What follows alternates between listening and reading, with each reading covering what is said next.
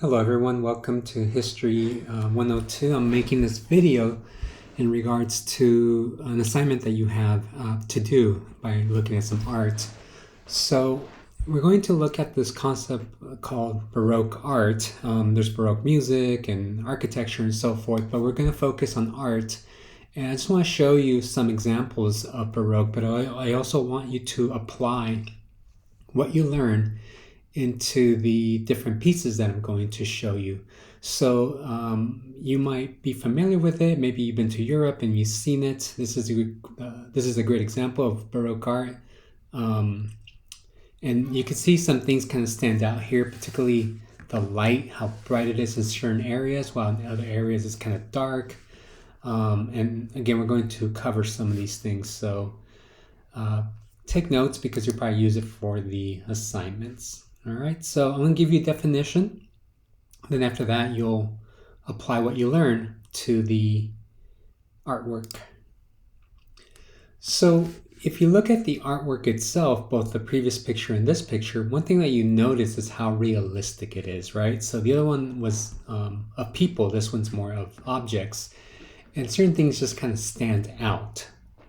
And we have to understand that art is kind of evolving during this period from the Renaissance, which evolved from the Middle Ages, into a new stage where they're really trying to almost replicate reality. So the word itself, the word Baroque, comes from the word Barocco. And Baroque art is really popular in about the 1600s into the 1700s, so 17th, 18th century. Those are the key periods. And as you know, art historians, they try to look at different examples as to what exemplifies these ideas. So as this art is kind of taking off, people are trying, kind of copying each other, or at least being influenced by each other, and definitely pushing the boundaries as to, these new techniques that are being developed during this period. Some people have noted that it's actually Michelangelo, who is part of the Renaissance, who develops this. And one of his best examples is the Pietà. So if you've ever been to the Vatican, it's there. And there you see Mary with Jesus. She's holding Jesus who's dead. And it's a very kind of emotional piece. Just by looking at it, it's a very powerful piece. And it's a good example of that transition between Renaissance and Baroque.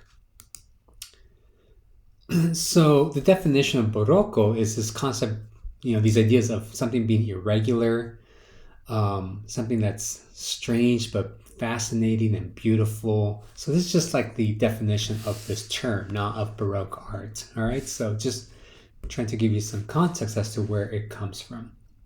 When we look at Baroque art itself, though, we do see certain elements kind of repeat themselves from artist to artist, and that's how we kind of come up with these definitions. So it's definitely influenced by the Renaissance, as I said a minute ago, Michelangelo probably being that transitional period, but definitely broke away to create something completely new. So if you ever look at Renaissance art, a lot of it uses, like Baroque, has certain techniques that just kind of repeat themselves. So one of their key characteristics is that it's very idealized. So every man or woman is very idealized. The bodies are like perfect. Colors tend to be fairly familiar in almost all the paintings. What do you call it? There's really no texture being used, things like that. So Baroque really kind of pushes the envelope. And what they're really trying to do is almost replicate reality. I mean, understand there's no photography during this time. So the artist is trying to create reality in a two-dimensional space. So one thing that we see with Baroque is that it requires the viewer to have an emotional response. So he's trying, or he, I think it's mostly he, but they're trying to create the real world for the viewer. And this is a great example where we see these different objects and they look very realistic, right? Whereas in Renaissance, that everything would have looked probably the same. So what do we mean by that? So one thing that we see here is the detail, and really this particular concept called texture. We could almost feel the different textures in these different objects, right? The lettuce doesn't look like this cucumber or the cantaloupe or even the apple. We can feel like we can almost touch it, where something like this, in regards to its texture, will feel a little bit leafy, right? That's one of the best words we can use, right? Very soft, in other words. Whereas something like the cucumber, we can use a word like bumpy, right? If you were to be able to touch it, it would have these different textures. And this one, we could use the word bumpy. Right here with the cantaloupe, the artist does a great job where we could tell the difference in texture, even though it's the same object, right?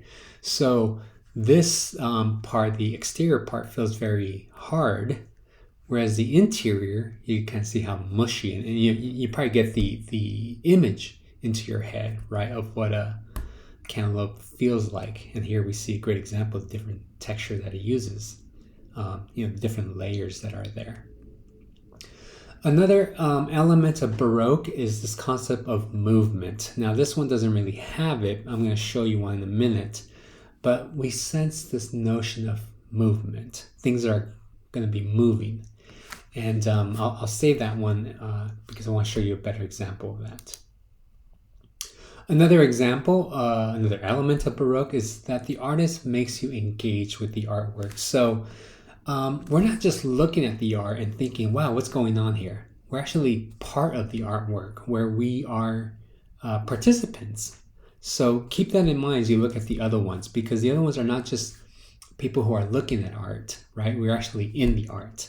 The Renaissance really forces you to look at it and be amazed by it and admire it. Whereas Baroque invites you into that space. And we could kind of see it here because it invites us because we almost want to touch it, right?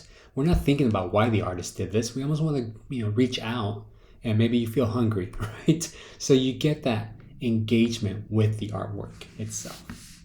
And maybe you want to touch the different pieces that are there. Another element, and you don't see it here, you'll see it in the next one, is that the artist invites the viewer to renew their faith. Baroque art is being produced in the midst of the Reformation. So both Protestants and Catholics are recruiting, if you will, and they're recruiting artists to do artwork that reflects different religious aspects of the Bible or whatever it may be, and they're really trying to convince you to their faith. So this particular one doesn't do that, but others do. But you're supposed to get an emotional response by looking at these religious ones. As I mentioned earlier, the one with Michelangelo's Pieta, and she's holding a dead Jesus, it almost makes you feel like you're part of that and you're feeling what she's going through, the loss of a child, right? So it inspires you to maybe be more religious, right? Or something towards that element. Another important characteristic that we see is how dramatically lit it is. And this is important because the artist is really showcasing his talent, where you see how the light shines in particular places. Now understand that by doing this, the artist guides your eye to a particular space. So if you look at this image right here, the actual center of this painting would be into this black hole, right? That is where your eye should be focused based on these lines. As you can kind of see them, they're all kind of guiding your eye up there. This is the element of perspective. However, what the artist is doing here is not telling you, look over here at this dark hole, but rather, look at this right here. Look how shiny it is. So the artist is almost playing with your eye with the element of perspective. Instead of focusing up here, where the focal point should be, your eye focuses down here, and it guides your eye, right? Kind of guiding your eye to the different pieces. And then at the very end, you look into this black hole. Again, keep this in mind as we look at the different art pieces that I'm going to show you. And then lastly is the use of color. the artist uses colors that complement each other. A lot of times they tend to be earthy tones. It depends. So sometimes we're looking at art, and other times we're looking at statues. So, with a statue, you don't really use paint. But here we can see how all the colors are kind of blend into each other really, really well. And again, using shadow, you can kind of see here how the light hits it here very bright, and then it darkens, right? Because that's where the shadow would be at, right? And again, the artist is really kind of conveying his mastery of reality here, because it almost does look like a photograph.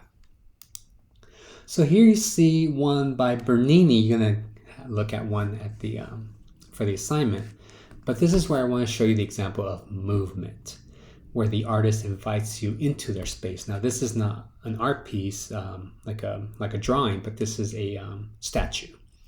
And you probably see Michelangelo's David. It's over there in Florence. He's standing there in the moment of triumph.